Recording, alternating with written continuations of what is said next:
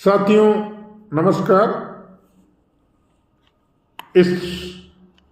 आज हम जब भारतीय संस्कृति सभ्यता एक राष्ट्र की महान परंपरा की बात करते हैं तो इस देश की मिट्टी जो त्याग तपस्या तपोवन से सजी हुई है, इस देश की मिट्टी जो बलिदानियों की मिट्टी कही जाती है,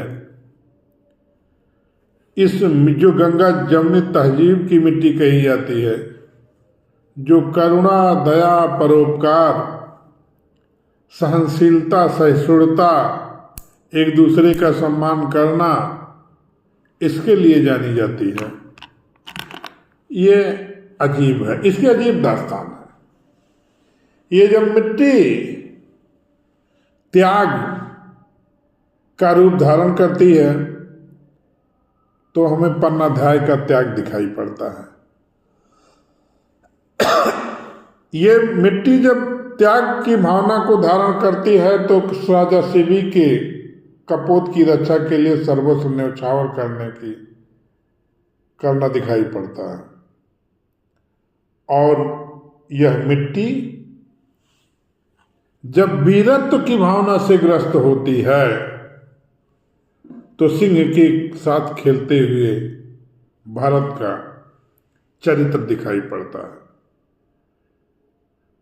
जब वीरत्व को धारण करती है तो झेलम के फड़फड़ाते हुए पानी, जिन्होंने पौरस की कहानी जो सुनाता रहता है, पौरस का साहस दिखाई पड़ता है।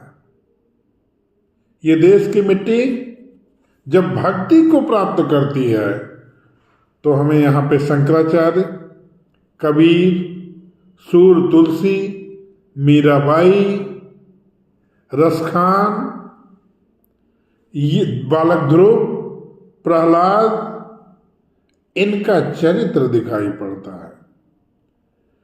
और ये जब वीरत्व को प्राप्त करती है तो इसमें बड़े बड़े सूरमाओं को जन्म देती है। तो हमें झांसी रानी लक्ष्मीबाई, रानी पद्मिनी, मंगल पांडे, महाराणा प्रताप, वीर शिवाजी, वीर अभिमन्यु, ऐसे चरित्र दिखाई पड़ते हैं।